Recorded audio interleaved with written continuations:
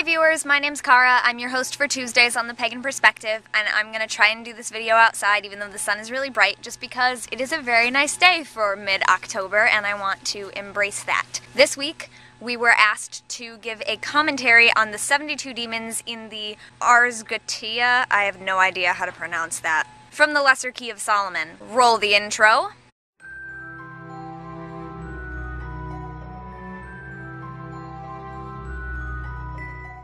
So I'm not exactly sure what the definition of commentary is, because I didn't look it up, but I am certainly not going to sit here and talk about each of 72 different demons and what they are like, because you can find that information by reading The Lesser Key of Solomon. So what I did is, I had never read this before, so what I did is I looked it up online and I found a PDF of this text. Basically, specifically the beginning of it, the first section, which is where they outline the 72 demons.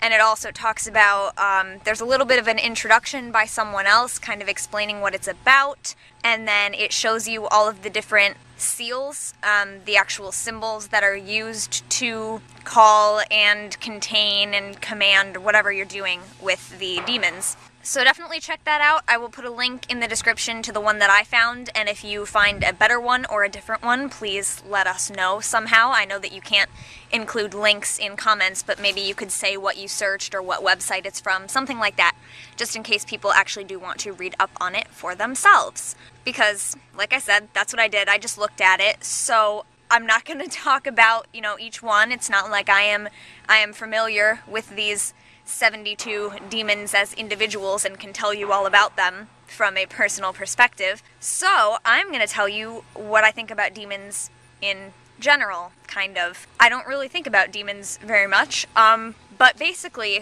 when someone asks me if I believe in demons, I generally say, no, I do not. And what I mean by that is I don't believe in the kinds of things that I think most people are referring to when they say demon. I don't believe in an ethereal or some other kind of spiritual being that may or may not have a physical form when called upon, that can possess people, go into people, that can physically be contained in an object, in a circle, in a triangle, whatever.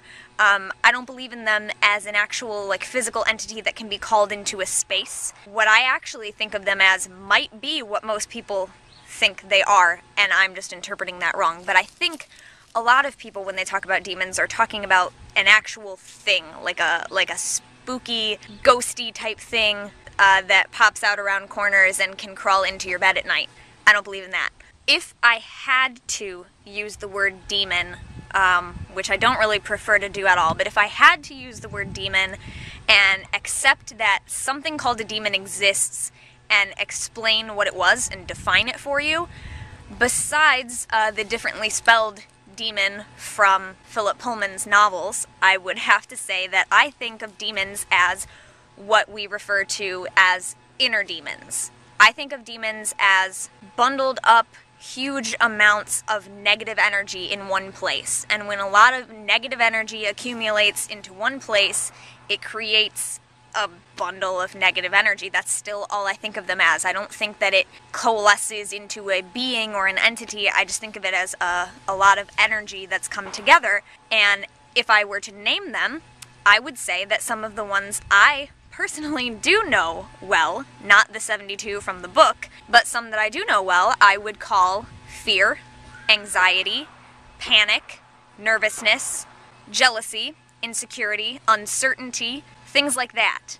Those are what I think of as demons, and I only use that term because I think they go along so well with how people do describe demons. And, when people talk about they feel like they're going crazy, there's a demon inside their head telling them to do things, I sometimes have similar reactions when I'm in a really depressed state or a really anxious state. Really bad throughout the past year, I had that where, I was just rocking back and forth and screaming at myself to do things differently, and it was just, those are demons to me. That's what those are. I asked the other collab members a really long time ago if they were okay with doing this topic, because I know that none of us are incredibly into demons, so I just wanted to kind of let people know ahead of time. And way back then, I had a conversation about this with my stepdad, because he was like, why are you talking about demons? So I had a discussion with him where I told him that I don't believe in demons. As I have explained, I don't believe in them in that way. And he said, well, if you don't believe in demons, then you don't believe in angels either, because he thinks of them as the same thing, but necessary opposites. And so if you believe in one, you must believe in the other. And he said, well, you believe in angels, don't you? And I said, I guess. I mean, I was brought up believing in angels. I believe in them as something that really helps people.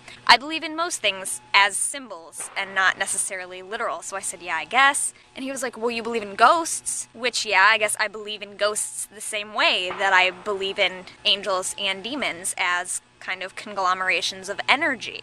So, but I did tell him that I would be more comfortable saying that I do not believe in angels than saying that I do believe in demons the way some people do, as like evil astral nasties that can actually, like I said, crawl into your bed at night or crawl out of a cookie jar and, you know, ruin your life. So when I personally think of demons as far as my path, it's those emotions, those negative energies that we let get to us sometimes. And the way that I battle them is by combating them with positive energy, or by addressing them face to face and letting them have their time, you know? Just let them stay their welcome, and then if they've overstayed it, push them out. Let them know, like, hey, I'm not dealing with this anymore. But to a certain extent, there is a period of time where we have to kind of let them be there. Let them live in our pillowcase.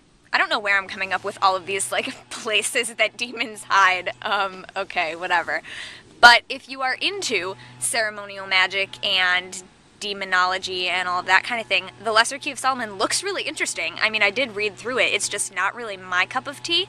I think, personally, if I were in a room with a person who could explain to me how it works, I would be willing to learn about it, and I think that it could be really cool as kind of just a different way to do things, and I'm always liking to learn new ways. But as far as bringing it up for myself or feeling like it's something that I need to do, not so much. And like I said, there's an introduction to the PDF that I read, and in the introduction to that, they do some description of talking about how these demons are actually manifestations of energy, and it's, processes that we go through psychologically in order to call them and deal with them. And so, yeah, I would need a little bit more actual explanation from someone who really knows more about it.